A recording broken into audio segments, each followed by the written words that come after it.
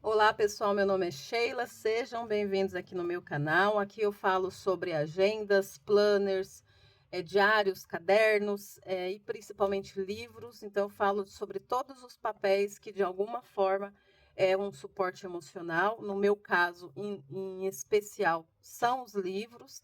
Eu mostrei no vídeo anterior a minha estante, que é o meu santo graal. Lógico, tem estantes muito mais chiques, muito mais bonitas, maiores, só que a minha, na minha opinião, sempre vai ser a melhor, porque ela é minha, ela está no meu alcance. Então, eu dou muito valor para aquilo que é meu, que eu tenho. Eu não me importo muito em comprar edições muito luxuosas para ficar. Tem pessoas que gostam de enfeitar, né, de decorar a estante com coisas assim, muito. Como é que se diz? Luxuosas mesmo, com aqueles box muito bonito, edição de colecionador e tudo. A pessoa, às vezes, ela monta a estante para agradar os olhos dos outros, e eu não estou recriminando. Só que no meu caso, a minha estante eu monto para agradar a mim mesmo. Então, ali tem livros, tem edições bonitas, né? Capa dura, aquela coisa fitilho, tudo, mas também tem edições de sebo, tem um livro lá que eu vou falar sobre ele, que é o Petróleo, tá super amarelo, super judiado.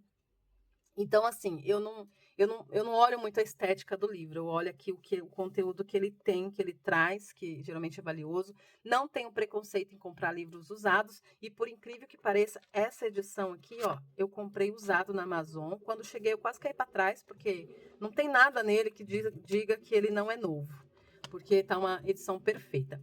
Eu vou falar sobre esse aqui. Eu ia falar que é um livro maravilhoso, mas Bin Laden não tem nada de maravilhoso. Este livro aqui, Procurado, ele é um livro que ele conta toda a trajetória depois do 11 de setembro.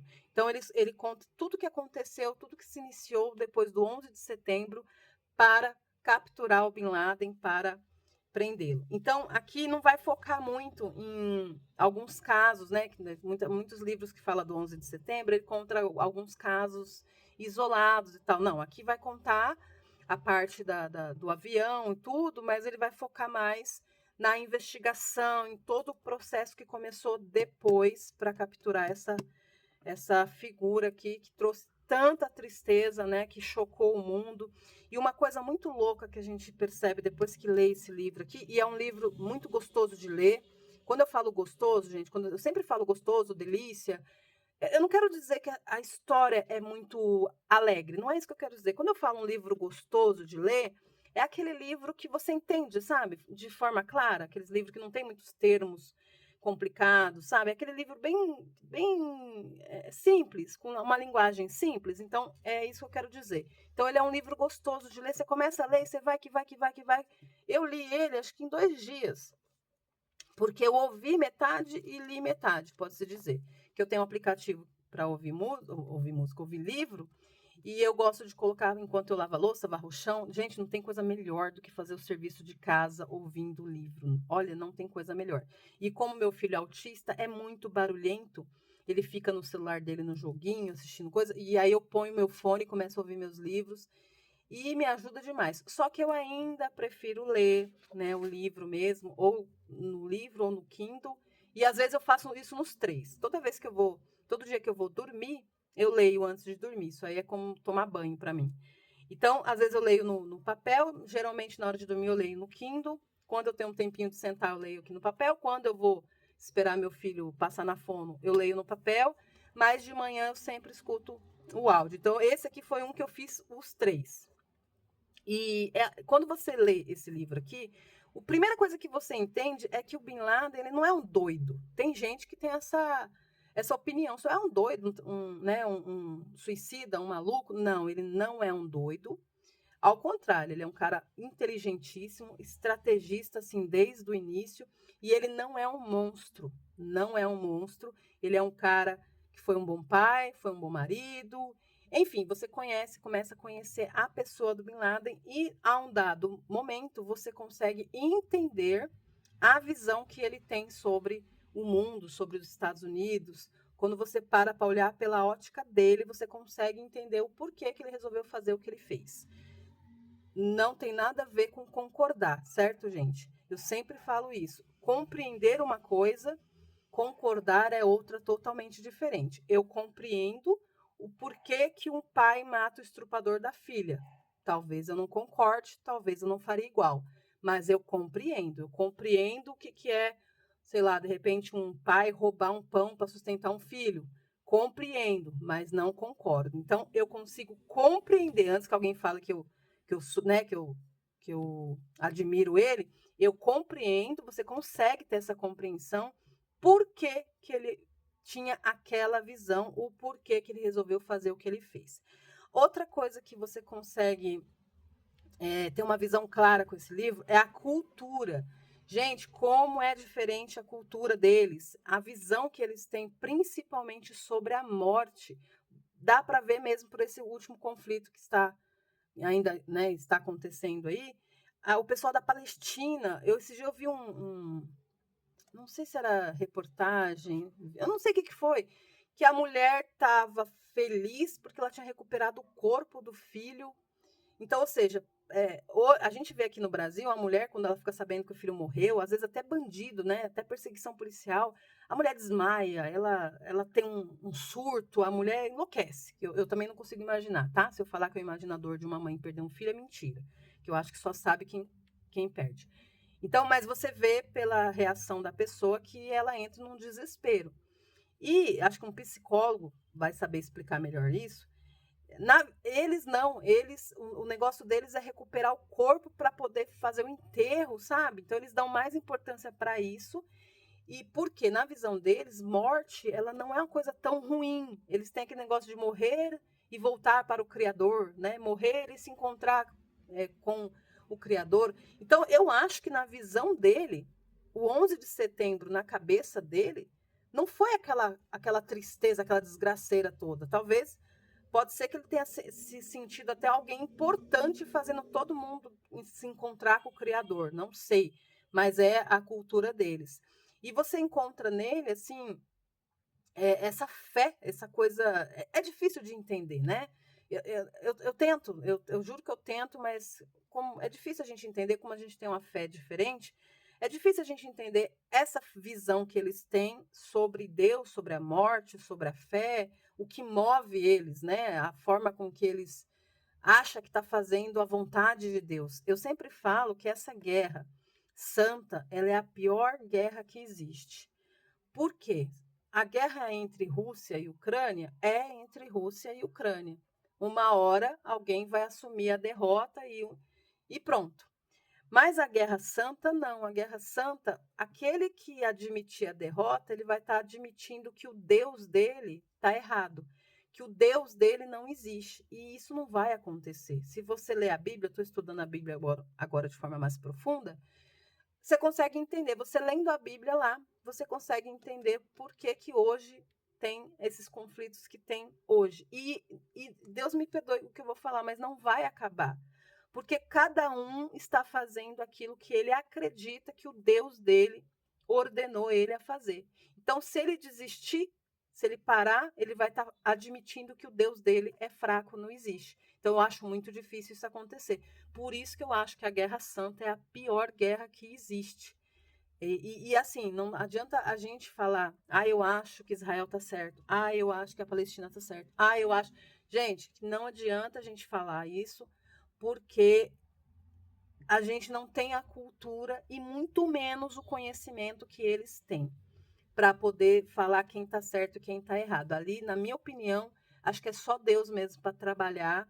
E às vezes, quando eu vou orar toda noite, eu peço para que Deus dê sabedoria para cada um que esteja à frente, para que toque no coração, né, deles e veja o sofrimento do povo, aquilo que eles estão causando para o povo, e que eles desejem a paz pelo povo. Então, a única coisa que eu posso pedir é isso, a interferência de Deus, porque não tem como você falar fulano está errado, ciclano está errado, porque eles acreditam fielmente que o que eles estão fazendo é a vontade de Deus.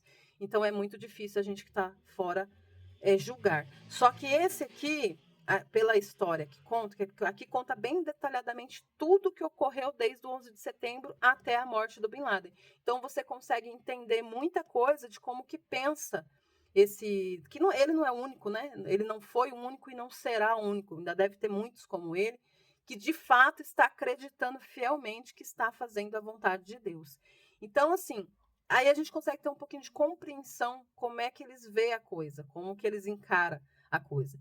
Então, na cabeça deles, talvez o 11 de setembro não foi tão ruim como quem passou, porque o 11 de setembro, na minha opinião, foi um acontecimento que afetou diversas vidas. Acho que foram muitas as vidas, né? Muitas. Não só das pessoas que faleceram, mas dos filhos, tantas histórias que foram tocadas pelo 11 de setembro.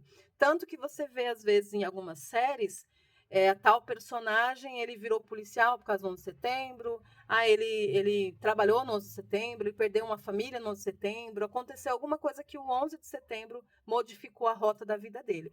Então, foi um evento que mudou totalmente a história.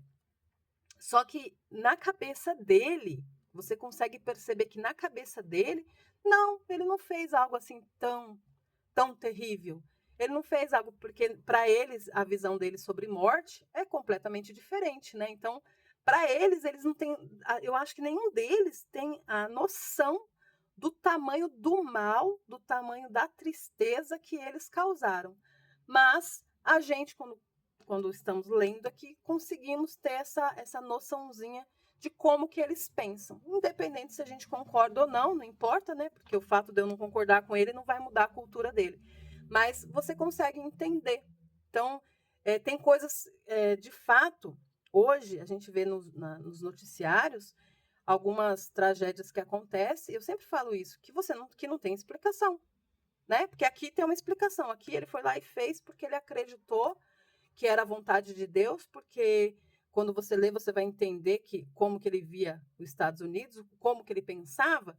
Então, ele aqui acreditava que ele estava fazendo a vontade de Deus de alguma forma, ele acreditava que era a missão dele.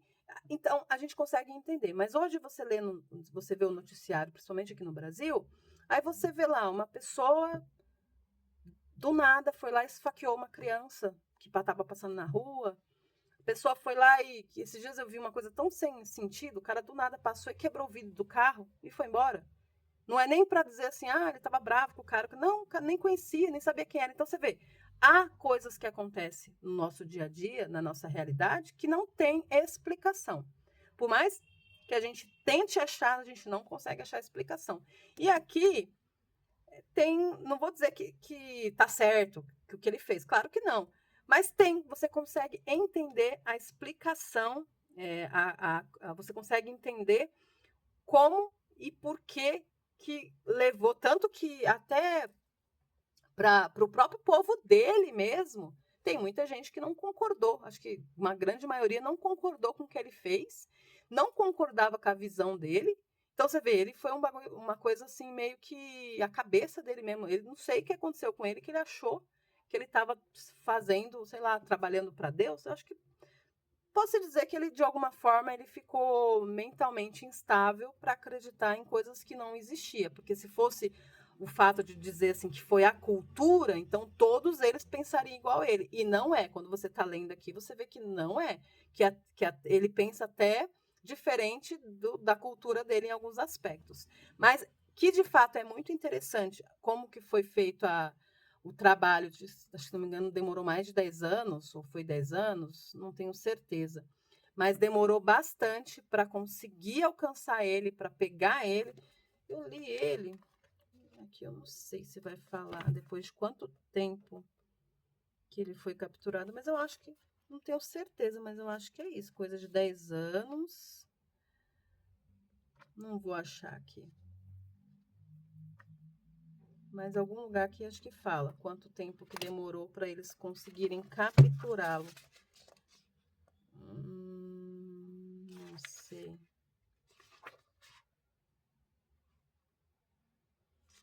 Enfim. Mas eu acho que foi isso, coisa de 10 anos, alguma coisa assim.